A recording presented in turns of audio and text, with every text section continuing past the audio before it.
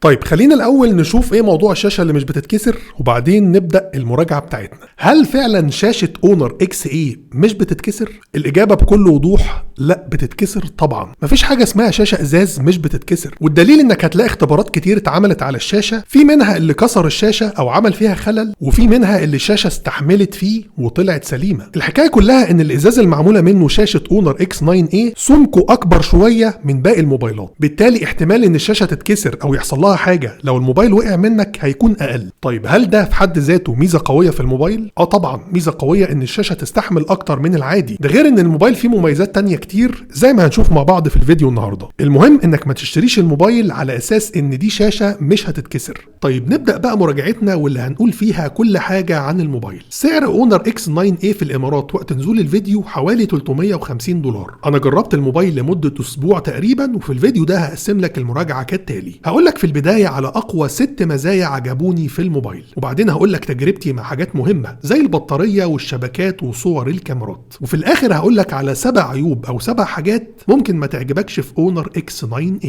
بس كالعادة قبل ما نبدأ عايزك تنزل تعمل لايك لانه بيفرق كتير في انتشار الفيديو، ولو كنت اول مرة تشوفني اشترك في القناة وفعل الجرس.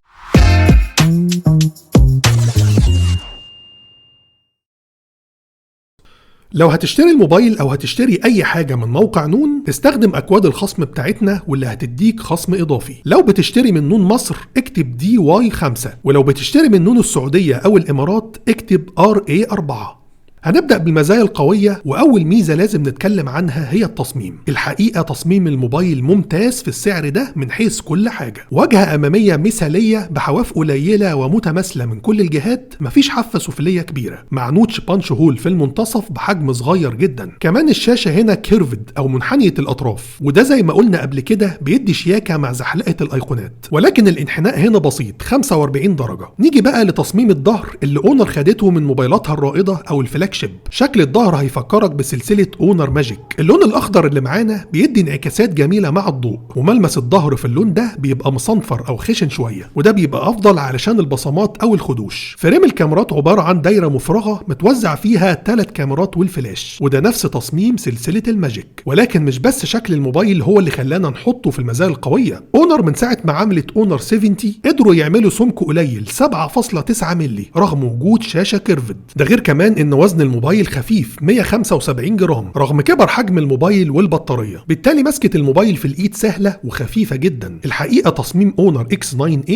من اقوى مزايا الموبايل. نيجي لتاني ميزة قوية معانا في الموبايل وهي الشاشة. غير انها شاشة قوية وبتتحمل اكتر من العادي، مواصفات الشاشة هنا مثالية. نوع الشاشة اموليد وحجمها كبير حوالي 6.7 بوصة، دقتها فول HD وبتيجي بتردد 120 هرتز. بدون مبالغة تجربة المشاهدة على الشاشة هتعجبك قوي، تفاصيل كتير وتشبع الوان ممتاز وقوي جدا، والشاشة بتدعم اكتر من مليار لون ولكن لا تدعم ال HDR، ولكن جودة الوانها وحجم الشاشة الكبير هيدوك تجربة في منتهى الجمال سواء في مشاهدة الفيديوهات او حتى في لعب الجيمز زي ما هنشوف كمان شوية. ومن مزايا الشاشة كمان هي شدة الإضاءة، واللي المتوسط بتاعها حوالي 800 نتس، اقل من 50% هيكون كافي بالنسبة لك في معظم الظروف. التردد ال 120 هرتز هنا واضح جدا في نعومة الانتقال ما بين المشاهد، وفي وضع دايناميك بيظبط لك التردد بشكل تلقائي علشان يوازن مع استهلاك البطارية. وطبعا لان الشاشة من نوع اموليد هتلاقي فيها خاصية الاولويز اون ديسبلاي، ولكن مع واجهة اونر واللي هنتكلم عنها كمان شوية هتديك مزايا في الاولويز اون ديسبلاي هتعجبك جدا. وبما اننا اتكلمنا عن الشاشة تعالوا نشوف ثالث ميزة قوية معانا وهي اداء البصمة. الموبايل جاي ببصمة مدمجة في الشاشة، والحقيقة اونر من اول اونر 50 وهي بتقدم واحدة من افضل بصمات الشاشة. البصمة سريعة جدا وعملية، وقليل لما هتغلط في قراية صباعك. كنت بقدر فعلا اعتمد عليها وبتنافس بصمات قوية زي اللي موجودة في موبايلات اوبو مثلا. ندخل بقى على رابع ميزة واللي هتستغرب اننا حطيناها في المزايا القوية، وهي الاداء العام للموبايل. بس تعالى الاول اعرفك على السبونسر بتاع فيديو النهاردة. الفيديو ده برعاية موقع SCDK.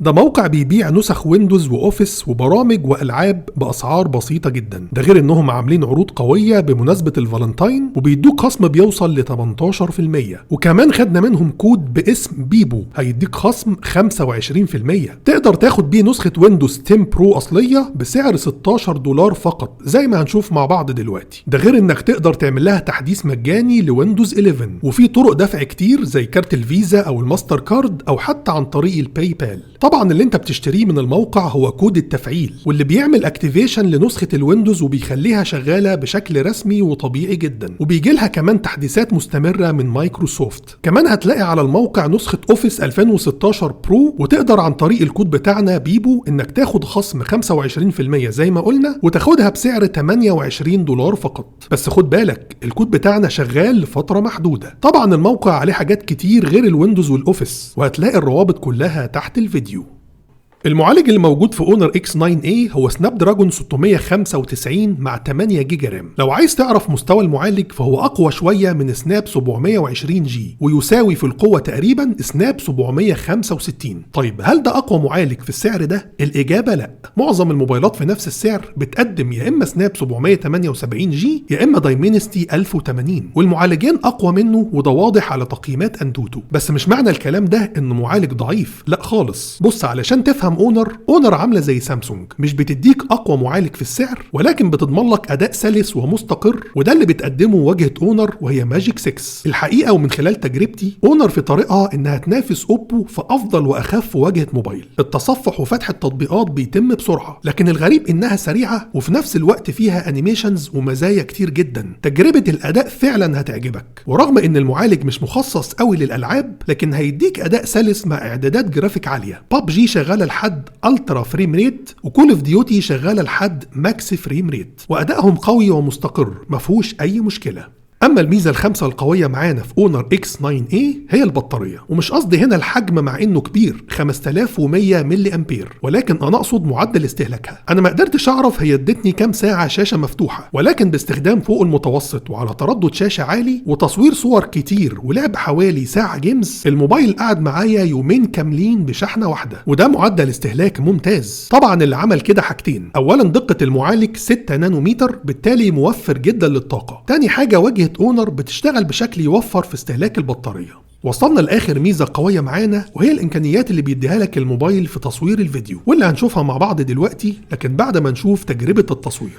ده تصوير فيديو بموبايل اونر اكس 9A. الموبايل بيصور فيديو بالكاميرات الخلفيه والاماميه لحد دقه فول HD على 30 فريم في الثانيه. الموبايل بيدعم التثبيت الالكتروني ولا يدعم التثبيت البصري. من المزايا القويه في الموبايل هي وجود خاصيه المالتي فيديو، ودي انك بتغير لاوضاع كتير اثناء ما انت بتصور فيديو من غير ما تقطع الفيديو. يعني مثلا احنا كده بنصور بالكاميرا الاماميه، في وضع تاني ان احنا نصور نقلب للكاميرا الخلفيه، الوضع الثالث ان هو يقسم الصوره ما بين الكاميرا الاماميه والكاميرا الخلفيه زي ما احنا شايفين كده. الوضع الرابع ان هو برضو يكون في كاميرا خلفيه وكاميرا اماميه، ولكن الكاميرا الخلفيه في جزء صغير على الشاشه زي ما احنا شايفين، وممكن تحركه زي ما انت شايف كده او تصغر الحجم او تكبره. الوضع الخامس ان هو يخلي يقسم الصوره ما بين الكاميرا الخلفيه الاساسيه والكاميرا العريضه او الوايد انجل. كده خلصنا المزايا القوية، وهندخل دلوقتي على تجربتي مع حاجات مهمة زي الشحن والشبكات وصور الكاميرات. بس ما ينفعش تكون وصلت معايا لحد هنا ولسه ما عملتش لايك للفيديو ولا اشتركت في القناة.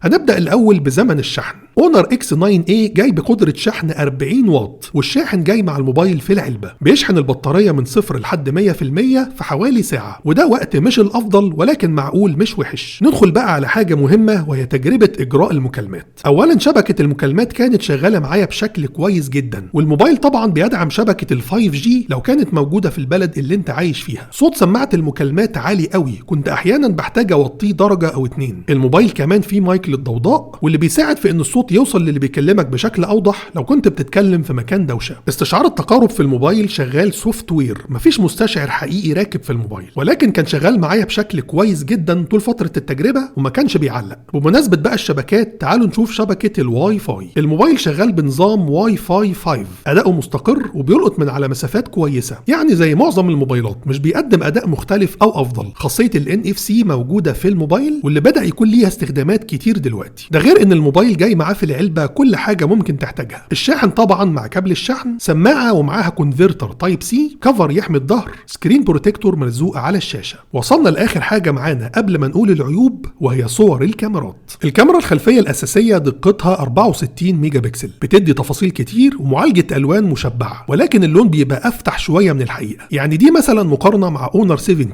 هتلاقي اللون حقيقي أكتر في اونر 70، ولكن تعامل الكاميرا مع الإضاءات العالية جدا كويس والصورة مش بتتلسع. واسع. خاصية العزل شغالة بشكل كويس في بعض الصور، لكن في صور تانية هتلاقي الكاميرا بتغلط جامد في تحديد الأطراف. تصوير الكاميرا في إضاءة ضعيفة بيدي نتيجة متوسطة، ولكن مع تفعيل الوضع الليلي النتيجة هتتحسن بشكل واضح. أما الكاميرا التانية هي كاميرا وايد أنجل بدقة 5 ميجا بكسل. طبعا دي دقة قليلة جدا على موبايل في السعر ده، فالتفاصيل هتكون مش كتير، ولكن معالجة ألوانها في بعض الصور عجبتني أكتر من الكاميرا الأساسية. والكاميرا الثالثة هي كاميرا ماكرو بدقة 2 ميجا بكسل للتصوير عن قرب. الكاميرات الخلفية بشكل عام أدائها متوسط، ولكن اللي عجبني أكتر هي كاميرا السيلفي. دقتها 16 ميجا بكسل وتفاصيلها كتير، لكن بتعالج الألوان بشكل أفضل من الكاميرا الخلفية، وأفضل كمان من الموبايل الأغلى منه اونر 70. هتلاحظ في الصورة دي مثلا تفوق كاميرا سيلفي X9A. عيبها الوحيد إن الوضع الليلي مش شغال معاها في الإضاءات الضعيفة، ونتائجها في الوضع العادي بتبقى متواضعة جدا. كده خلصنا التجربة، ودلوقتي بقى هقولك على 7 عيوب أو 7 حاجات ممكن ما تعجبكش في اونر X9A. العيب الأول إن الموبايل لا يدعم وجود تثبيت بصري، وبيعتمد فقط على التثبيت الإلكتروني، واللي خلاني أعتبر ده عيب وجود أكتر من شركة زي سامسونج وشاومي بينزلوا تثبيت بصري في نفس السعر. العيب التاني إن الموبايل جاي بسبيكر مونو مش ستيريو، يعني الصوت بيطلع من السماعة السفلية فقط. جودة الصوت كويسة والصوت يعتبر عالي، ولكن ما ينفعش موبايل في السعر ده ما يكونش جاي بسبيكر ستيريو. تالت عيب خاص بالصوت برضه، وهو إن الموبايل ما فيهوش مخرج سماعة 3.5 مللي، وبيعتمد على تشغيل الهاند فري عن طريق مخرج التايب سي. اما العيب الرابع هو عدم وجود موتور فايبريشن او هابتك فيدباك في الموبايل، بمعنى ان الفايبريشن بيشتغل بس اثناء رنة الجرس وبشكل تقليدي جدا، مفيش اي اهتزاز بيحصل مع اللمس او التصفح، ودي حاجة موجودة تقريبا في كل موبايلات السعر ده. العيب الخامس ان الموبايل مفيهوش مكان لكارت ميموري، بالتالي هتعتمد على المساحة الداخلية فقط. واخر عيبين هيهموا بعض الناس، وهم ان الموبايل مفيهوش راديو FM للناس اللي يهمها وجود راديو في الموبايل، والعيب الاخير ان الموبايل لا يدعم خاصية تسجيل المكالمات. دي كانت تجربتنا لأونر X9A. ما تنساش تستخدم أكواد الخصم بتاعتنا لو هتشتري أي حاجة من موقع نون، وطبعا ما تنساش تشترك في القناة لو ما كنتش مشترك. مستني تعليقاتكم وأسئلتكم في الكومنتات. أشوفكم إن شاء الله الفيديو الجاي. سلام عليكم.